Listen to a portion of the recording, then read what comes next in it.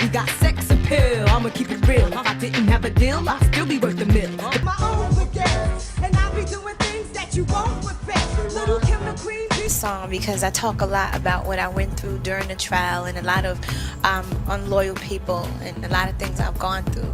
Like, I remember when Big and Jay was in the studio. He was good at manipulating you to get you to do what he wanted you to do. Why did Lil Kim wait until she turned 50 to speak the truth? For years, people have whispered about her past, her struggles, and her betrayal in the music industry.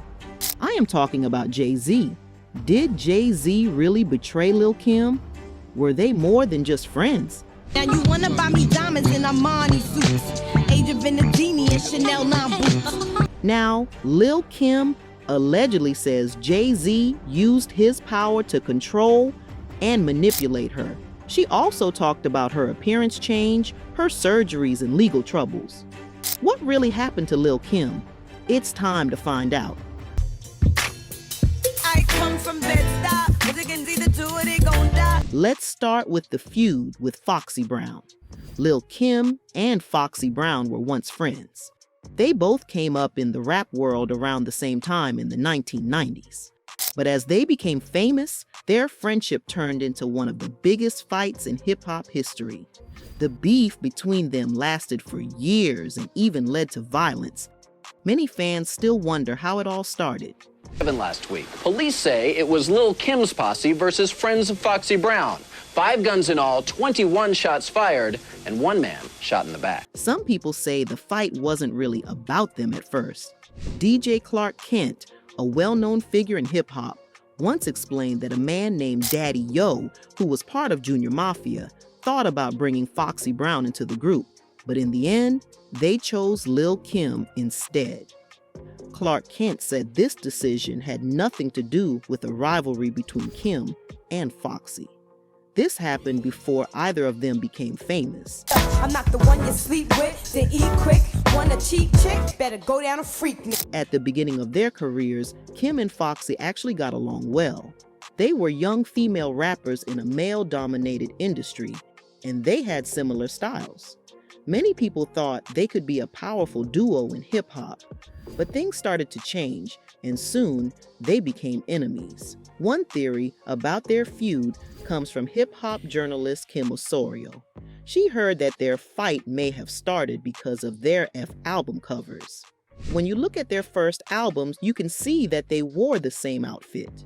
Osorio said she heard that one of them borrowed the outfit from the other, and that caused a problem. People around them thought it was silly, but the damage was already done. Since they had similar styles, people started saying Foxy copied Kim.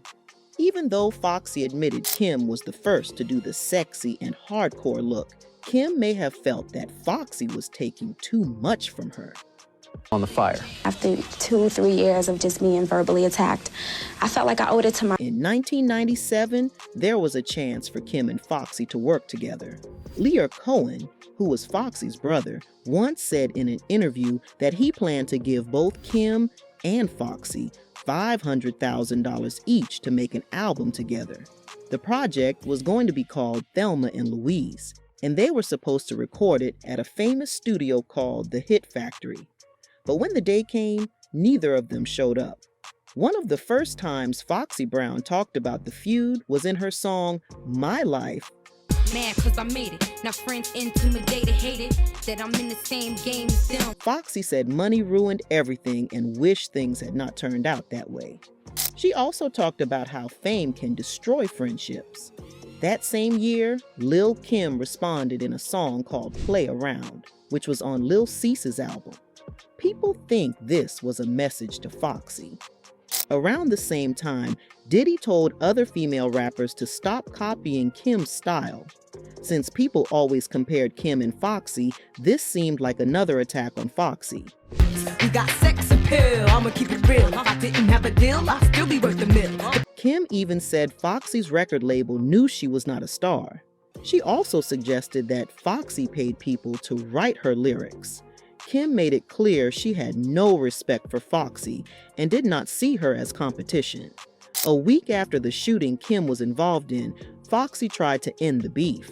She told Russell Simmons she wanted to make peace with Kim. Foxy said, "I don't even know how this started. Let's just end it." She even suggested they could do a song together, but Kim never responded to Foxy's offer. So remember when I initially mentioned that Lil Kim and Jay-Z were once very close? Well, their bond started when they were young, growing up in New York. They were not just friends. They had a deep connection that later turned into a romantic relationship. For a time, they were one of hip-hop's most talked about couples, but things changed and Lil Kim ended up feeling hurt and betrayed. She has spoken out about how Jay-Z treated her, and many people were shocked by her words. From 1998 to 2000, Jay-Z and Lil Kim were like a power couple in hip-hop. Jay-Z was at the top of his game with hits like Hard Knock Life, Ghetto Anthem, while Lil Kim was making a name for herself not just in music but also in fashion. She worked with brands like Candies and Baby Phat. Their relationship had fans excited, but it didn't last. Jay-Z decided to end things, and Lil Kim was left heartbroken. Even when she had a feud with Foxy, Kim said that Jay-Z, who was supposed to be her friend, did not support her. He stayed quiet while she faced her battles alone. This made her feel even more betrayed. She expected Jay-Z to be there for her, but he wasn't. He was good at manipulating you to get you to do what he wanted you to do. Also, when she went to prison for a year and a day. During that time, Jay-Z did not visit her. This hurt her deeply because she believed that someone who truly cared about her would have checked on her. She felt abandoned by someone she once loved and trusted.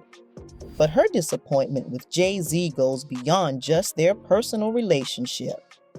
Because I talk a lot about what I went through during the trial and a lot of unloyal people and a lot of things I've gone through. So, it was hard. Lil claims that powerful men like Jay-Z and Diddy use their influence to control and exploit female artists.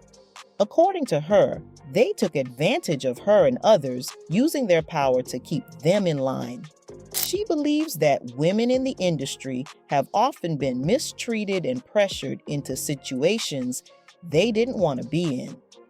Lil Kim says this kind of treatment started for her back in the 90s when she was just beginning her career.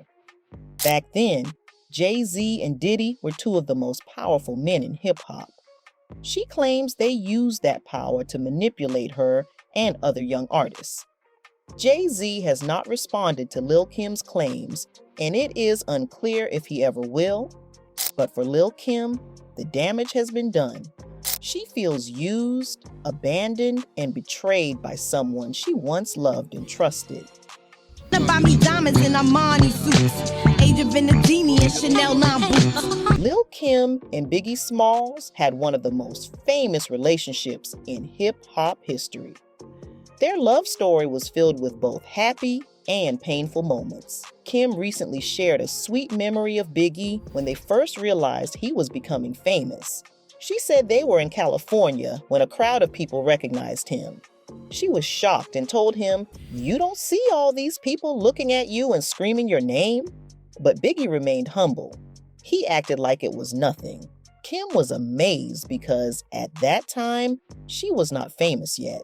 She was still trying to make it big. Then I'm the same chick that you wanna get with, and make me where it's hot. She also remembered carrying a cheap cardboard camera she bought from a small store. She wanted to take a picture of Biggie. He laughed and told her to put the camera away because she saw him every day. But Kim insisted. She said, "Smile." And he did, even though he was mad. Later, she knew he would have wanted to see that picture too. Lil Kim and Biggie's relationship became legendary in hip-hop. Their story started in Brooklyn, New York. Kim had a difficult childhood and was homeless for a while. She met Biggie when she was a teenager. One day, she rapped for him on a street corner. Biggie was so impressed that he let her join his rap group, Junior MAFIA. That was in 1995. Vanessa Del Rio be shamed. baby. Even though Biggie had married singer Faith Evans in 1994, he and Kim started a romantic relationship. She described him as her best friend, her lover, and her biggest supporter. She said he believed in her talent and knew she would be a great rapper. Kim felt that she and Biggie were meant to be together, like famous music couples Sonny and Cher or Ashford and Simpson. I came up and was like, who's this? And Big was like, chill, that's my shorty. And he was like, fat, what did you do with her? And then they started. Biggie helped Kim develop her rap style. Even though Kim wrote most of her lyrics, Biggie taught her how to rap better. He helped her with her voice, timing, and flow. Some people say Biggie was like a teacher to Kim. He shaped her career in a big way, but their relationship was not always good. Kim later admitted that Biggie could be very violent. She said they had great moments, but they also had terrible fights. While recording her first album, Hardcore, in 1996, Kim found out she was pregnant with Biggie's child. She decided to have an abortion because she knew their relationship was too complicated. She felt that having a baby with him would not be a good idea. Kim also shared that Biggie was physically abusive. She confirmed a story told by Jermaine Dupri about Biggie pulling a gun on her. She also revealed that Biggie once choked her until she passed out. Despite all this, Kim still loved him deeply. Biggie was the type of person to motivate you. He always wanted anyone to succeed. He always wanted everybody to have a better life for themselves. Their last conversation happened a few days before Biggie was killed on March 9, 1997. At that time, they were having some problems. But during the call, Biggie told Kim that he loved her. He also told her she was a beautiful person inside and out. Passes, everybody want to say, oh, he's nice, just want to bring the nice things and good things about a person up. But it's not even like anyone has to front about that. After reaching the top of the music industry, Lil Kim's career started to slow down. She won a Grammy Award in 2001 for her verse in Lady Marmalade, but after that, she struggled to stay in the spotlight. Her last song to reach the top 40 charts was Lighters Up in 2004. While her music career was slowing down, people started noticing that her appearance was changing. Lil Kim looked very different from how she used to. Her skin looked lighter, her nose looked smaller, and her face looked fuller. Many people believe she had plastic surgery, but she never fully admitted to it. Have you ever had a conversation with her about the plastic surgery? Nah, that's you know what I'm saying? No, yo, no matter how you look, Kim is gonna be my friend. No matter what she wanna do, we still gonna be cool. In 2005, Lil Kim talked about getting nose surgery. She said that her late boyfriend, Notorious B.I.G., had abused her and broken her nose, so she had to get surgery to fix it. But fans and experts believe she had done much more than just a nose job. A plastic surgeon, Dr. Jennifer Levine, who has never treated Lil Kim, told Us Weekly that the rapper's skin looked like it had been bleached. She suggested that Kim may have used strong chemicals to lighten her skin. This made many fans sad because they remembered how naturally beautiful Lil Kim was when she first became famous. Somewhat. We the same people. I bleed just like y'all. Same people. I got feelings just like y'all. And that's the whole thing. Like, we still, at the end of the day, human. One of the reasons Lil Kim may have gotten surgery is because of the pressure to look a certain way. In an interview in 2000, she said that men always told her she wasn't pretty enough. Even the men she dated made her feel insecure. She wondered why they were with her if they thought she wasn't attractive. She also talked about how her father made her feel like she wasn't good enough. She said he criticized everything about her, from her hair to her clothes. This constant negativity may have made her feel like she needed to change her appearance. Sadly, the surgeries may have done more harm than good. Some reports said that she suffered nerve damage because of them. Instead of improving her career, the surgeries hurt her image. Many fans who once admired her natural beauty were disappointed. People focused more on how different she looked instead of her music. This was the opposite of what she wanted. Lil Kim, she just paid off the $150,000 she owed in taxes for her 2022 taxes. Yeah. Now, the IRS had previously released several separate liens against her, totaling over the $1 million. That's a lot of dancing. Lil Kim has finally settled her big tax problem with the government. She owed a lot of money in taxes for many years, but now she has made a deal to pay off her debt. Reports say that she had almost $1.4 million in unpaid taxes, but now that debt has been cleared. This means she no longer has to worry about the government taking her property or money. Her trouble with taxes started a long time ago. Some of her unpaid taxes go all the way back to 2003. The biggest amount she owed was in 2008, when she had to pay almost $400,000. Over the years, the amount kept growing because of more unpaid taxes. In 2014, the government put a lien on her property because she had not paid taxes since 2010. A lien means that the government had control over her property until she paid what she owed. This made life hard for Lil Kim, and she had to find a way to fix her financial problems. In 2018, things got even worse for her. She filed for Chapter 13 bankruptcy, which is a way for people to reorganize their debt and pay it off slowly. At that time, she said she had assets worth around $2.5 million, but owed more than $4 million. She also said she owed nearly $2 million in taxes. Even though she was making around $18,000 a month, her expenses were high, leaving her with little money left. She owed money for her home, taxes, and legal bills, and she needed a way to get back on her feet. In 2019, just 1 year after filing for bankruptcy, Lil Kim asked to cancel her bankruptcy case. She was able to do this because she got a new loan on her house, which helped her get her finances in order.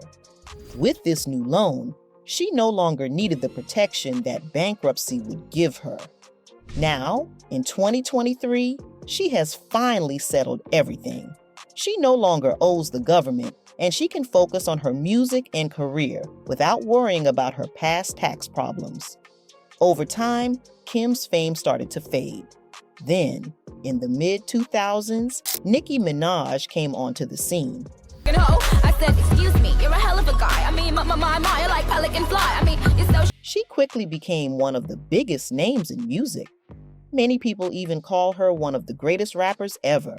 But Lil Kim and Nicki Minaj have never been friends. In fact, they are more like enemies. They have been feuding for years. Whenever they get the chance, they take shots at each other. They have insulted each other in songs, interviews, and on social media. The rivalry between these two rap queens is one of the biggest in hip-hop history. I'll be back. When I first came in, they took me into a place that's called the Shoe, and that's like the hole. But I didn't want to stay there. I asked to be moved to population. A lot of people are scared and they want to stay in solitary. Lil Kim believes that Nicki Minaj copied her style. Back in 1996, Kim released her first album, Hardcore. The album was famous for its bold and risky lyrics. Then, in 2007, Nicki Minaj released her mixtape Playtime Is Over. The picture she used to promote it looked very similar to Kim's hardcore photos. Kim was not happy about this. She felt that Nicki was trying to steal her image and act like she was the original. On her new album, she has a song called Automatic, and the song is so similar to the song that I played for Slim. The whole sound that I brought to the table. The first time they met was at a Lil Wayne concert in 2009, but they have different stories about what happened that night. Nicki says she went up to Kim and asked if they were good. She says they talked it out and even took a picture together, but Kim tells a different story. She says the conversation never happened and that if Nicki had tried to talk to her like that, things would have gotten ugly. The problem with her is she was very catty with it. I never had a problem with her. I was always nice with her, always. She was a very obnoxious person, but I was always nice. Their feud became even worse when they appeared on the same song. Birdman put them both on the track, grinding, making money, but neither of them knew the other would be on it. When Kim found out, she was furious. She felt that this was the real start of their fight. Later, Kim even put the song on one of her mixtapes. Other celebrities have also gotten involved in their drama. Singer Ray J is one of them. She's working real hard, so I gotta stay working hard too. She was in there at like 6, 5 in the morning getting ready, and I was still asleep. My call time was like 11, so she was focused, determined, and she wanted. He has been close friends with Kim for years. When the feud started, he made it clear that he supported her. He even called Nicki an imposter without saying her name. Then, rapper Drake stepped in. He was on Nicki's side and even stopped one of their concerts to insult Kim.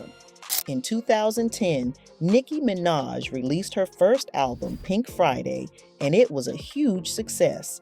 In response, Kim released a mixtape called Black Friday. Everything about the mixtape, from the cover to the lyrics, was aimed at Nicki. Kim included 2 diss tracks that attacked her directly. Kim also said that Nicki likes to take secret shots at her and other female rappers without saying their names. Can I ask you this? Let me ask you a question.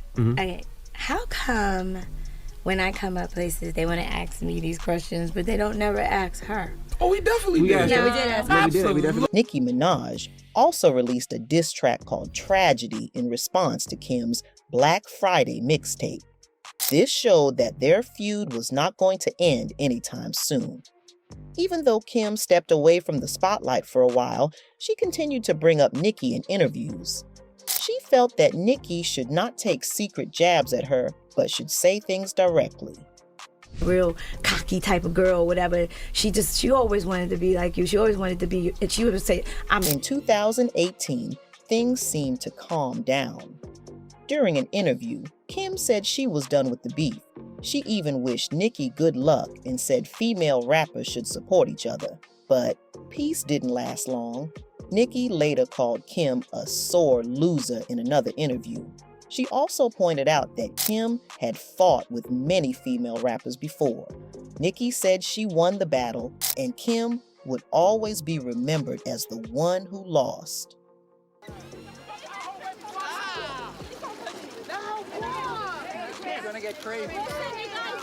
Lil Kim went to prison for lying in court.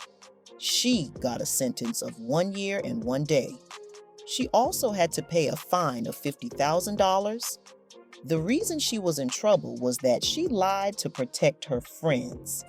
They were involved in a shootout outside a radio station in 2001. If things had gone worse for her, she could have gotten 20 years in prison. Prosecutors wanted her to be in prison for almost 3 years, but she got a much shorter sentence. The judge compared her situation to Martha Stewart, a rich businesswoman who only spent 5 months in prison. While many male rappers had been to jail, Lil Kim became the first well-known female rapper to go to prison. You let Kim go to Fed jail. She's Kim. Yeah. Like, what's going on here? Before she was sentenced, Lil Kim spoke in court. Her voice shook and she sounded sad. She admitted that she lied to the grand jury and in her trial.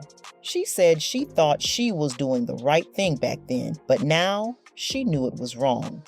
She asked the judge to consider more than just her mistake. She reminded him that she had worked hard all her life. She told him that she was a good person who believed in God. Lil Kim had to report to prison by September 19th. Her lawyers wanted her to go to a prison in Danbury, Connecticut, so she could be close to her mother. When she left the courthouse, she didn't say anything to reporters. She was about to turn 30 the following week. I think I remember some articles during that time when you were like, yo, like, tell them whatever you need to know. Like, clearly we know each other. Don't get caught up in my bullshit. Like, I'm already in jail. Her legal troubles started when she lied about not seeing 2 of her friends at the crime scene.